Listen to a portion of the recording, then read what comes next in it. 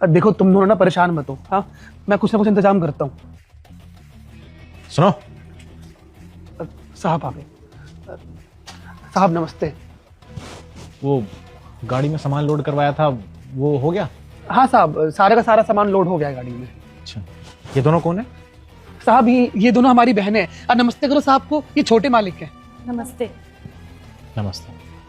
पर ये दोनों यहाँ पे क्या कर रही हैं? साहब का है ना, वो इन दोनों की ना शादी तय हुई है एक ही घर में, तो हमने सोचा कि बड़े साहब से जरा आशीर्वाद दिलवा देते, तो बस मिलवाने के लिए लेके आए। साहब आपको तो पता ही है ना कि हमारे माँ बाप है नहीं, बड़े साहब ही हमारे लिए सब कुछ है, और आप तो बस इसलिए बहन को ले आए मिलवाने के लिए।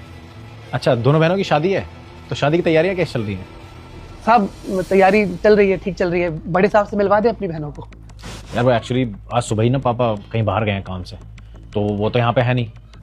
अच्छा ठीक है साहब, कोई बात नहीं, हम लोग यहाँ पे इंतजार कर लेंगे। नहीं तो हमारी बहनें यही कहीं बैठ जाएंगी थोड़ी देर के लिए। जब बड़े साहब आएंगे ना, तो आशीर्वाद लेने के बाद ना मैं इनको वापस गांव भेज दूंगा। ट्रेन है ना इनकी, वो साहब क्या है ना, फिर हमको एक छोटा सा काम भी है, हमको नोटरी वाले के पास जाना है। इनको अभी हम भेज देते हैं, हम इंतजार कर लेंगे। सुनो, तुम दोनों ना जरा इंतजार करो, ठीक है? जब बड़े साहब आएंगे ना, तब हम मिलवा देंगे, ठीक है? सुनो, कहीं जाने की जरूरत नहीं है, वो पापा 2 दिन बाद आएंगे। और तुमने कहा कि तुम्हें नोटरी वाले के पास जाना है। जब शादी की तैयारी अच्छे से चल रही है, तो नोटरी वाले के पास क्यों जाना है? साहब वो का है ना, हमारी दोनों बहन का रिश्ता ना एक ही घर में हुआ है। अब लड़कों वालों ने ना अचानक से दहेज की डिमांड कर दी है। दोनों बहन की शादी है, तो पैसा और दहेज भी ना ज़्यादा लगेगा। तो हमने ये सोचा कि हमारा जो घर है ना, उसको हम गिरवी रख देते हैं।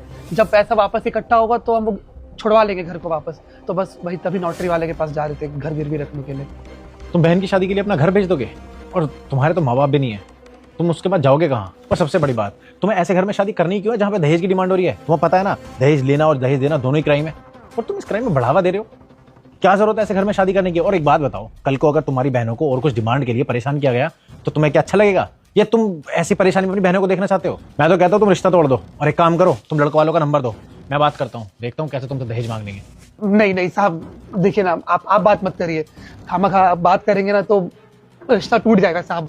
हम नहीं चाहते कि एक साथ हमारी दो बहनों का रिश्ता टूट जाए। एक ही घर में साहब शादी हो रही है। आप छोड़िए ना साहब, हम कहीं से भी पैसों का इंतजाम करेंगे साहब, और हम पैसा दे देंगे। हम तो बस साहब बड़े साहब से आशीर्वाद दिलवाने के लिए लेके आए थे अपनी बहन को साहब, बस। और साहब आपको तो पता है ना साहब, हम लोग गाँव के रहने वाले हैं। अगर गांव में पता चलेगा कि हमारी दोनों बहनों का रिश्ता टूट गया, तो साहब कितनी ज्यादा बदनामी होगी। गांव वाले तो यही बोलेंगे कि कुछ ना कुछ हमारी बहनों में कमी रही होगी, तभी अंतिम में आके लड़कों वालों ने रिश्ता तोड़ दिया। तो साहब हम हाथ जोड़ते हैं, आप मत बात करिए ना, हम अपनी बहनों को ले जाते हैं यहाँ से, अगर आप बोलेंगे। जा बेटा, मैं संकट मोचन हनुमान हूँ, मैं तेरे सभी संकट दूर कर दूंगा। तू इस वीडियो को लाइक करके चैनल को सब्सक्राइब कर ले और कमेंट में जय श्री राम लिख दे।